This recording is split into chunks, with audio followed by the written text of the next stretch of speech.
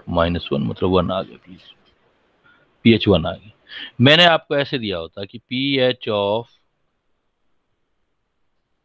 0.05 molar H2SO4।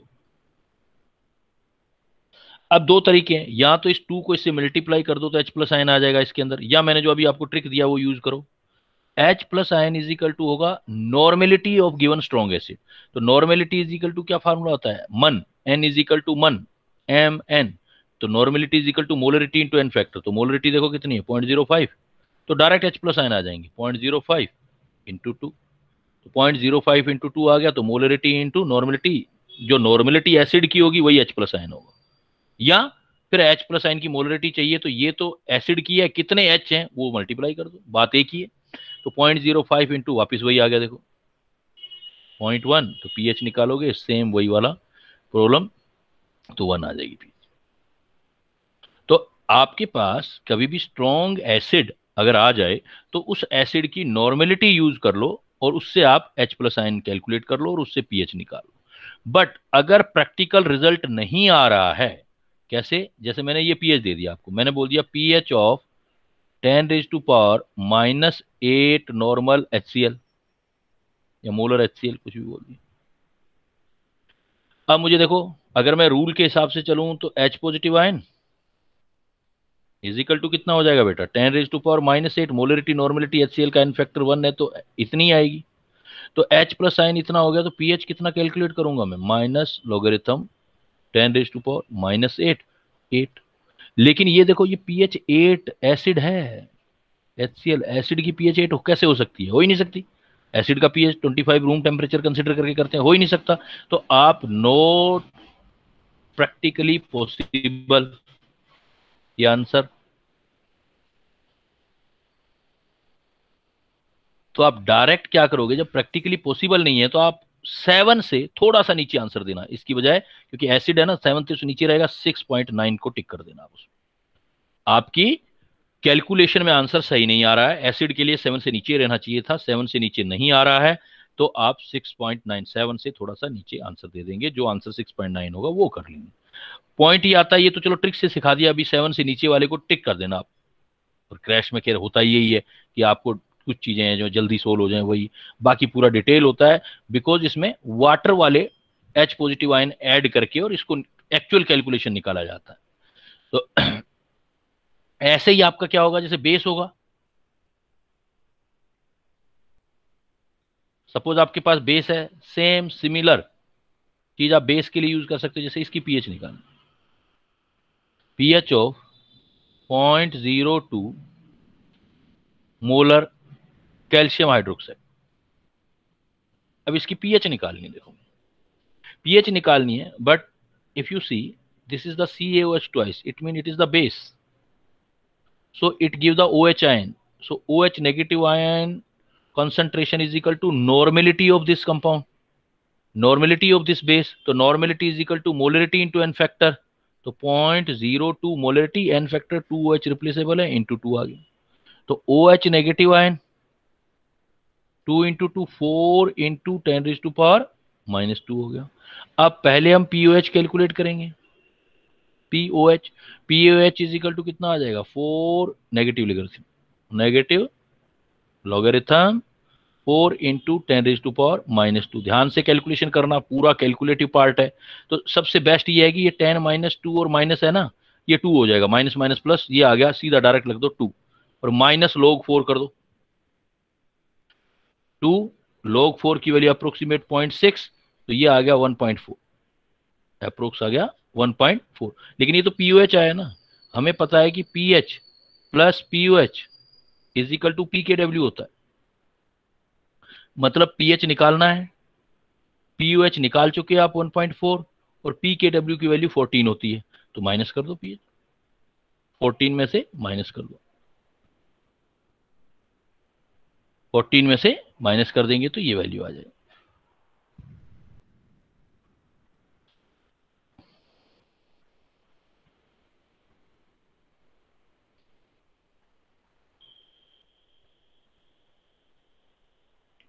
इसका calculate करो बेटा, pH of 10⁻⁻8 molar NaOH calculate करो।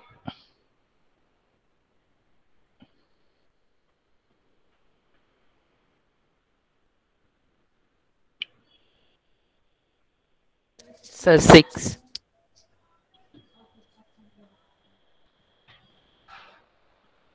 पीएच आ गया 6। और कोई स्टूडेंट बेटा, एनी अदर स्टूडेंट?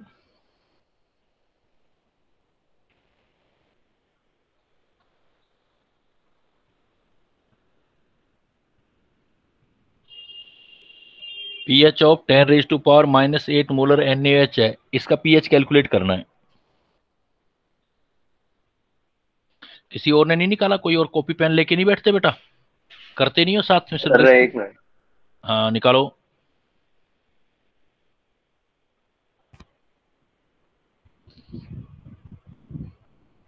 इन दो बच्चों के साथ एक पहले वो गर्ल्स भी कुछ रिप्लाई करती थी, वो भी आजकल कुछ नहीं बोलती।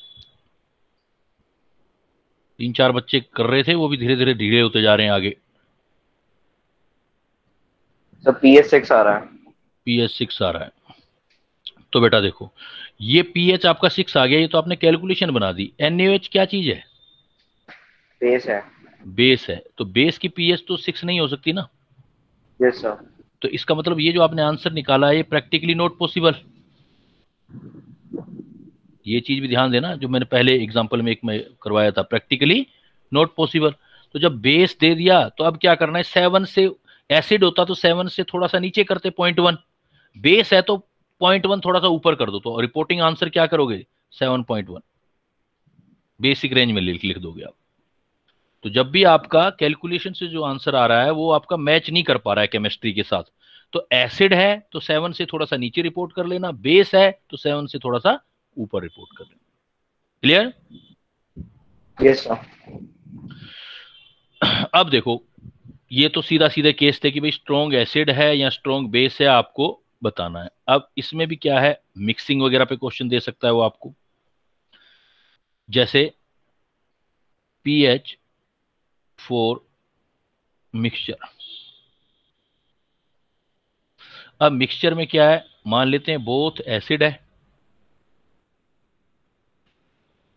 या बोथ बेस है, या तीसरा केस हो सकता है एसिड प्लस बेस है। तो सब में अलग अलग अप्रोच होगी। अब क्वेश्चन का लेवल जो हो गया आपका इंक्रीज हो गया। अगर आपके पास एसिड है तो टोटल H+ आयन निकाल लो। टोटल H+ आयन कैसे निकालोगे कि पहले एसिड की नॉर्मेलिटी और वॉल्यूम, दूसरे एसिड की नॉर्मेलिटी और वॉल्यूम जो भी है डिवाइडेड बाय टोटल वॉल्यूम कर लो, फिर आप पीएच निकाल लेना। अगर बेस है तो OH नेगेटिव आयन निकाल लेना, पहले वाले की N1V1, दूसरे वाले की N2V2 अपॉन टोटल वॉल्यूम, फिर पीओएच निकाल लेना, 14 में से माइनस कर देना। अगर एक एसिड और बेस है तो नेट निकाल लेना, जो भी आपका एक्सेस निकाल लेना। एक्सेस क्या आ सकता है, या तो H पॉजिटिव हो सकता है या OH नेगेटिव। तो जो भी बड़ा हो, जो भी आपका N large V large minus N small V small divided by total volume आ जाएगा। फिर उससे हम आगे कैलकुलेट कर लें।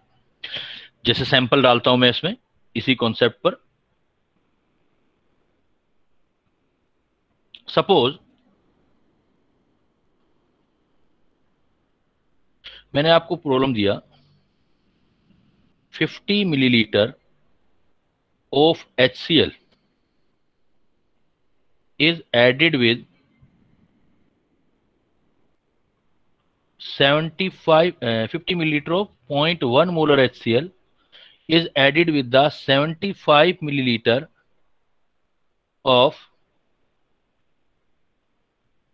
0.05 molar H2SO4.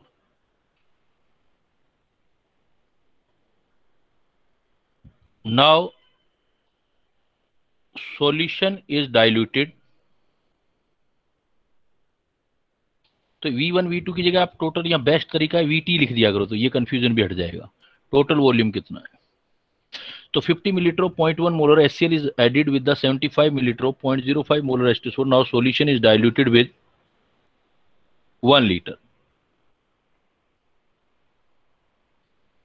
Calculate the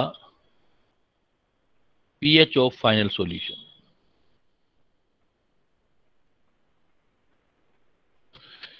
Calculate the pH of final solution. तो स्टार्ट कहां से लोगे? Let start. बिगिनिंग कहां से होगी? क्वेश्चन की फ्रेमिंग कैसे करोगे?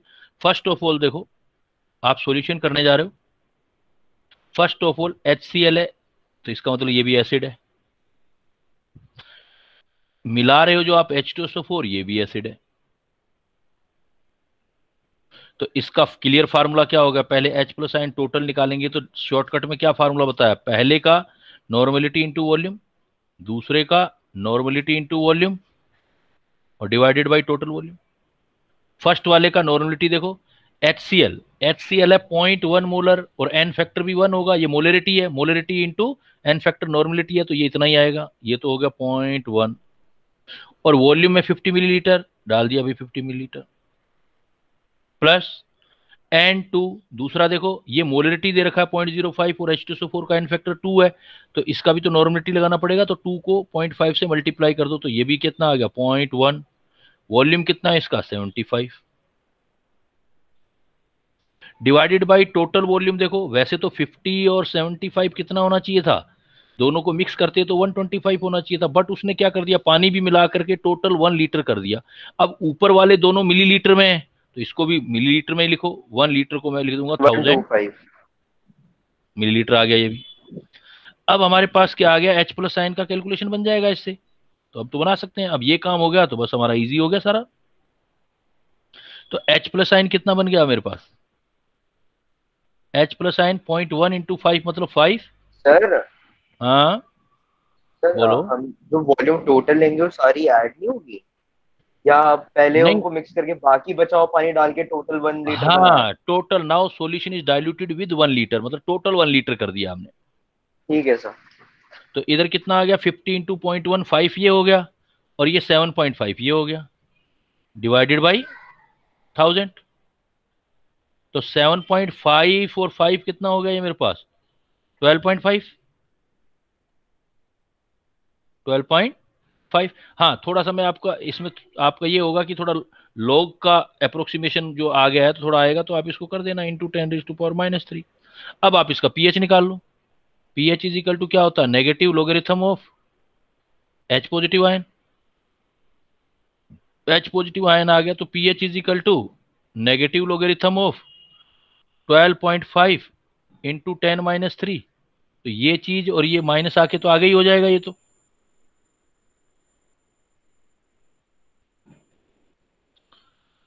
देन पीएच कितना आ गया हमारे पास? Minus minus plus 3 minus log 12.5। तो लॉग 12.5 का वैल्यू अप्रोक्सीमेट ले लो आप, तो जैसे हम 1.1 के आसपास आएगा approximately। हाँ 1 से थोड़ा सा ज्यादा आ जाएगा, क्योंकि लॉग 10 होता तो 1 आ जाता। तो approximate Yes, sir.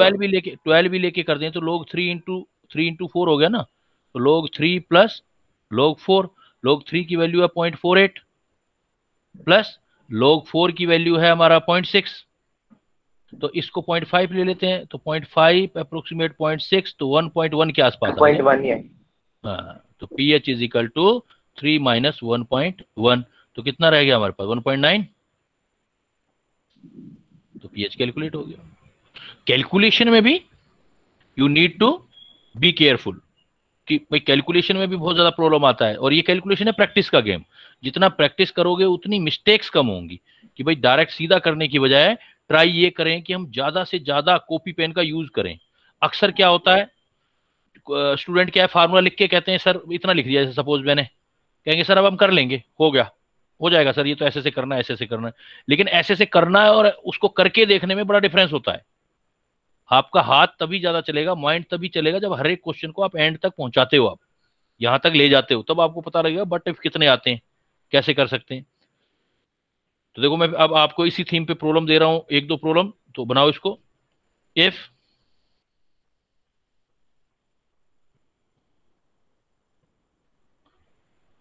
50 millilitre of 0.1 molar NaOH is added with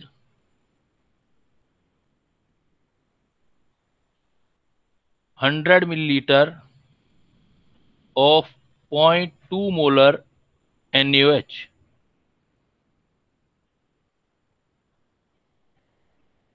Calculate the pH of final solution.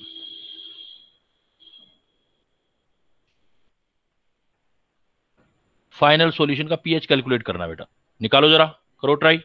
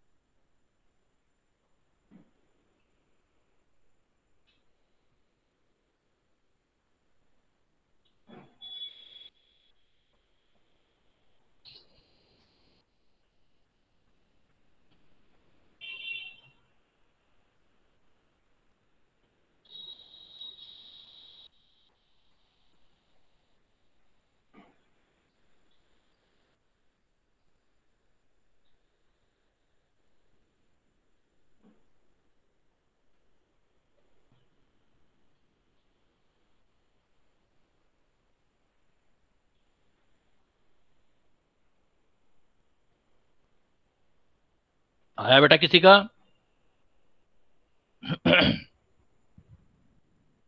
बर्फ आ रहा है। हम्म,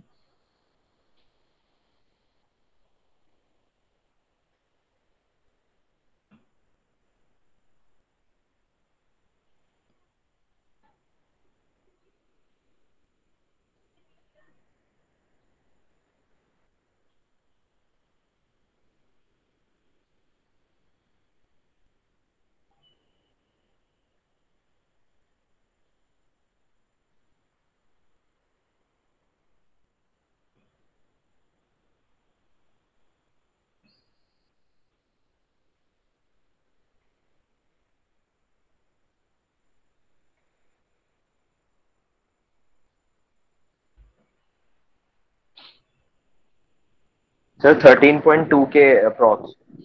13 पीएच जो आ रहा है 13.2। 13.2 के आ रहा है, ठीक है। चेक करते हैं, देखो सबसे पहला पॉइंट, हाँ बोलो बेटा, आप बोलो कितना आ रहा है आपका? 13.32. 13 अप्रोक्स, मतलब इक्वली आ रहा है ना। देखते हैं, yes sir. Let me check. देखो आप बाकी जो बच्चे रह गए हैं वो प्रोसीजर को देखो। सबसे पहले ये चेक करो कि NaOH बेस है, दूसरा भी NaOH बेस है, दोनों बेस हैं, तो पहले हमारे OH आयन की कंसंट्रेशन निकलेगी। वो क्या आएगी, जो पहला बेस है उसकी नॉर्मलिटी इनटू वॉल्यूम, दूसरा बेस है नॉर्मलिटी इनटू वॉल्यूम और total volume.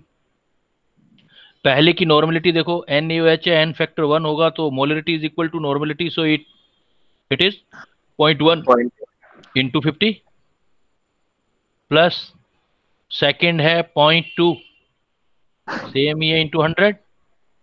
Now total volume is equal to 50 millilitre इसका और 100 मिलीलीटर इसका, 150 मिलीलीटर।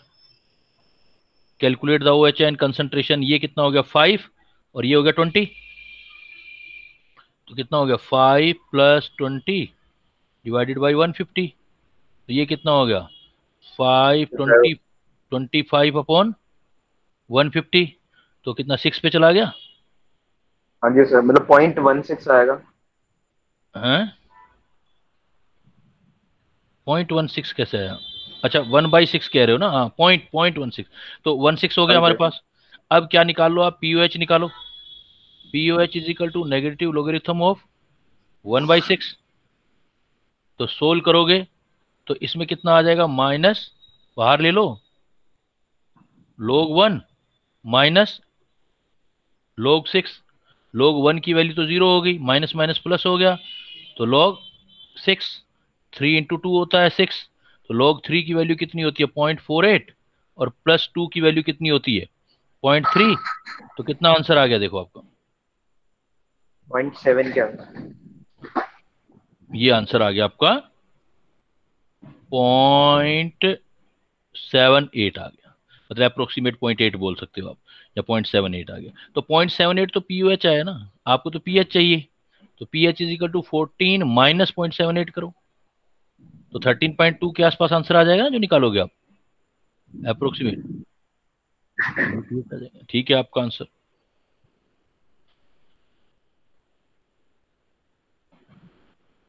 इसी प्रॉब्लम को, इसी तरह की प्रॉब्लम को एक मैं ऐसे डाल देता हूं, देखो, इफ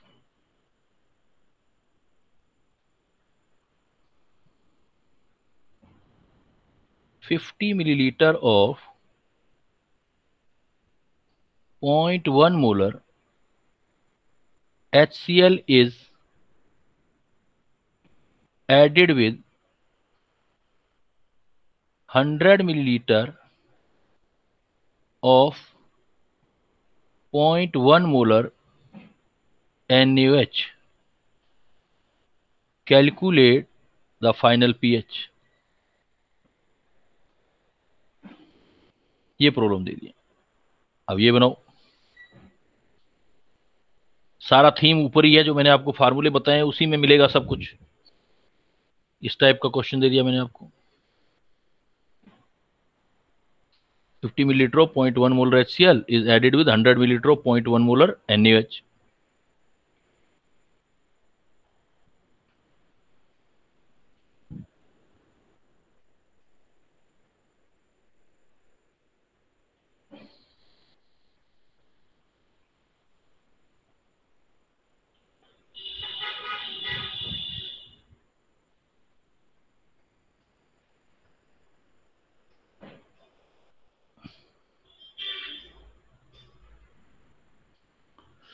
देखो अब की बार सॉल्यूशन जहां से स्टार्ट करोगे वो यही चीज है, जो आपका स्टेप वही है हर किसी चीज की। देखो पहले HCl दिया हुआ है तो ये तो एसिड हो गया, लेकिन साथ में अब की बार मिला दिया NaOH, तो ये तो बेस हो गया। तो सपोज ये NV है, इसका भी निकाल लेते हैं, NV इसका भी निकाल लेते हैं, तो N और V इसका और इसका, तो देखो 50 इंटू 0.1 ये आ गया 5, और इसका NV आ गया 100 इंटू 0.1 10। तो हमें ये पता था कि जो बड़ा है उसमें से छोटा माइनस करेंगे तो डोमिनेंट, अब की बार देखो बेस हो गया, डोमिनेंट, डोमिनेंट बेस है तो OH नेगेटिव आयन नेट बचेंगे आपके पास। तो NV लार्ज वाले का माइनस NV स्मॉल वाले का डिवाइडेड बाई टोटल वॉल्यूम, तो लार्ज था 10, स्मॉल था 5, टोटल वॉल्यूम 50, ये 100, ये 150, तो 5 अपॉन 150, ये आ गया 5 1 और 30, 1/30 OH आ गया। तो यहां से कैलकुलेशन बना देंगे हम। फिर बेस OH है तो पहले POH का कैलकुलेशन आएगा, देन आप इसका बना दोगे।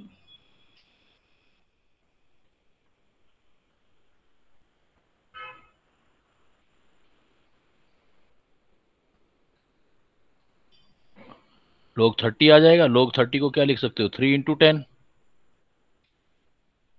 log 3 इंटू 10 का क्या आ जाएगा, log 3 का हो जाएगा 0.48, log 10 का 1 तो 1.48, अप्रोक्सीमेट 1.5 के आसपास। पीएच निकाल लो, 14 माइनस 1.48। क्लियर? 12.4। जो भी कैलकुलेशन कर लोगे, बाकी कैलकुलेशन कॉन्सेप्ट समझना है, कॉन्सेप्ट क्या यूज करेंगे हम उसके हिसाब से करना है। अभी हम स्ट्रॉन्ग एसिड और स्ट्रॉन्ग बेस का पीएच की कैलकुलेशन कर रहे हैं, अभी तक हम यहीं पर घूम रहे हैं अभी स्ट्रॉन्ग वाले में। अब इसमें और भी कई वैरायटी आ जाती हैं। If pH of solutions are given, जब आपको सॉल्यूशन का जो है पीएच दिया होता है तो उसमें भी क्या देखना है, पहले एसिड बेस देखना है कि pH of solution are given है। अगर ओनली एसिड है और ओनली बेस है या मिक्सचर है और एसिड प्लस बेस है तो ऊपर वाले कॉन्सेप्ट यूज करने हैं। ओनली एसिड है तो जो यूज किया था आपने H प्लस आयन यूज करोगे। एसिड है सिर्फ तो यहां पर 10 raise to power minus pH into V1, ये pH1 plus 10 raise to power minus pH2 into V2 divided by total volume करना है, फिर पीएच निकाल लेना। अगर बेस है तो OH negative 10 raise to power minus ये POH बना लेनी है, POH से सेल कर लेंगे। एसिड बेस है तो H और OH थोड़ा ट्रिकी हो जाएगा क्वेश्चन, पहले हमें सोल्व करके देखना पड़ेगा कि एक्सेस में कौन है। जैसे मैं आपसे देखो प्रॉब्लम सोल्व करते हैं अपने आज के टॉपिक के एंड तक ले जाते हैं इस पॉइंट को। सपोज मैं आपको ये बोल दूं, if two solution, if equal volume of, और कर दो equal volume of two solution having pH2 and pH3 are mixed, calculate final pH। अब ये प्रॉब्लम दे दिया मैंने आपको।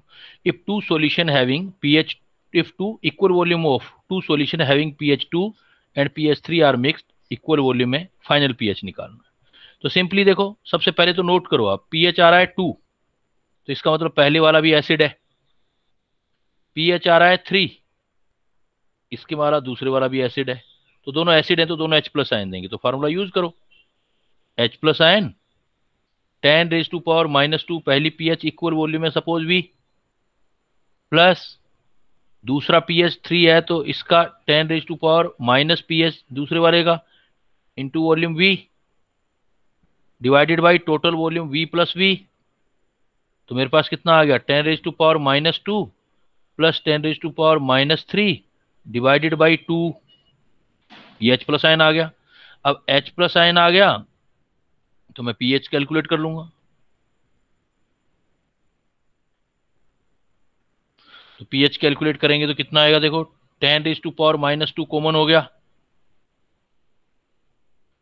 तो इसमें 1 रह गया और यहां हो गया 0.1 डिवाइडेड बाई 2, तो ये कितना हो गया 10 raise to power minus 2, H plus ion 10 raise to power minus 2 into approximate 1.1 by 2, 1 by 2 है तो मैं ले सकता हूं अप्रोक्स कर लेता हूं H प्लस आयन 1 बाई 2 को 0.5 तो approximate 5 into 10 raise to power minus 3। अब पीएच निकाल दो, negative logarithm 5 into 10 raise to power minus 3, 3 log 5 की वैल्यू 0.7 तो 3 में से 2.3 आ गया। पर बट आपको पहले ये रिकग्नाइज जरूर करना है कि एसिड है या बेस है या क्या है, तब आप ये फार्मूला यूज कर सकते हो, पीएच निकल आएगा। और एक देखो, अब ये तो अब आपका लक है कि यही क्वेश्चन सीधा सीधा आ जाए। जब भी ऐसा क्वेश्चन आए, देखो ट्रिक भी सिखा रहा हूं, अगर इक्वल वॉल्यूम दिया हुआ है, एक की पीएच 2 है और दूसरे की 3 है तो आंसर 2 और 3 के बीच ही आएगा। जैसे 2.3 आया है, देखो एक 3 है एक 4 है, इक्वल वॉल्यूम में, तो 3 और 4 के बीच वाला ऑप्शन ही लगाना है आपने। तो डायरेक्ट कैलकुलेशन करने की भी जरूरत नहीं होती तब। तो अब वो डिपेंड करता है कि ऐसा क्वेश्चन आता है तब। वॉल्यूम इक्वल नहीं है तो कैलकुलेट करना पड़ेगा, you need to calculate if volume are not equal.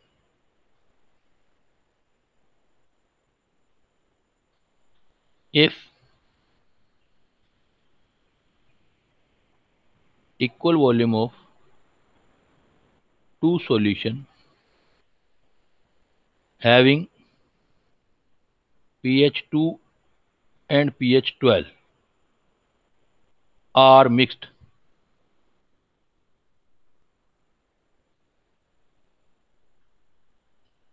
Calculate final pH.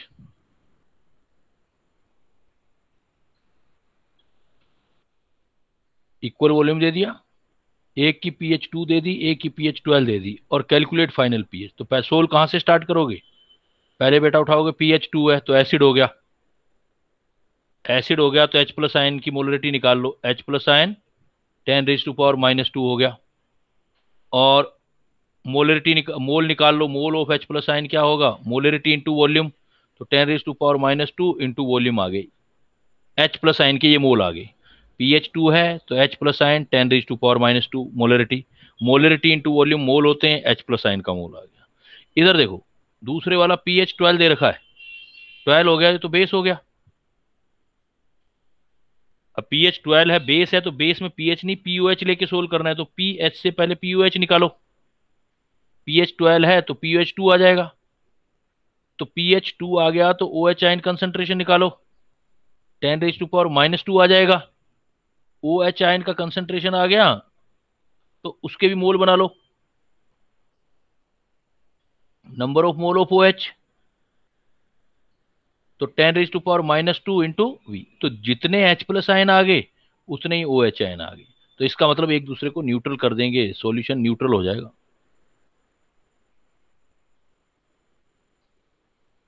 pH 7 बताना उसकी। तो ऐसे क्वेश्चंस भी आ सकते हैं, हालांकि ऐसे क्वेश्चन क्या आपकी प्रैक्टिस पहले ही होनी चाहिए, तो आपके फेमिलियर क्वेश्चन होने चाहिए कि ऐसे तो किए हुए थे सर, उसमें तो न्यूट्रल होता था, बिकॉज एक एसिड है एक बेस है और दोनों के वॉल्यूम भी बराबर हैं तो मोल भी बराबर आ गए, तो जितना H प्लस आयन उतना OH आयन, तो न्यूट्रल pH, आंसर सीधा टिक करेंगे 7। तो इस तरह की थीम पे भी प्रॉब्लम आ सकती है आपकी। तो ये देखो, तो आज की क्लास में मैंने आपको pH कैलकुलेशन सिखाया है, वो भी सिर्फ किसका? स्ट्रॉन्ग एसिड या स्ट्रॉन्ग बेस या उनके मिक्सचर या उन दोनों को आपस में मिला दें, तो देन हम स्ट्रॉन्ग एसिड स्ट्रॉन्ग बेस का पीएच करेंगे। नेक्स्ट क्लास में फिर अगेन हम क्या करेंगे? वीक एसिड वीक बेस या वीक साल्ट का पीएच कैलकुलेट करेंगे, फिर साल्ट को वाटर में डाल के उसका पीएच करेंगे, फिर साल्ट के साथ एसिड बेस डाल के करेंगे, जिसको बफर बोलते हैं, तो और फिर उसकी सॉल्युबिलिटी चेक करेंगे। तो फिर नेक्स्ट टाइम करेंगे हम ये। तो आज आप जो प्रैक्टिस करोगे pH strong acid and strong base की करोगे, और जो इलेक्ट्रोकेमिस्ट्री का कुछ पार्ट है। क्लियर? इन दोनों प्रॉब्लम में किसी को कोई डाउट हो?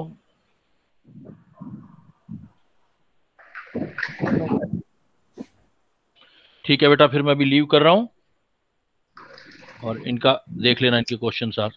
आज मैं आपके दोनों डीपीपी जो है डालूंगा, इलेक्ट्रो वाला भी आज कंप्लीट हुआ है और इसका भी इक्विलिब्रियम का भी डालूंगा।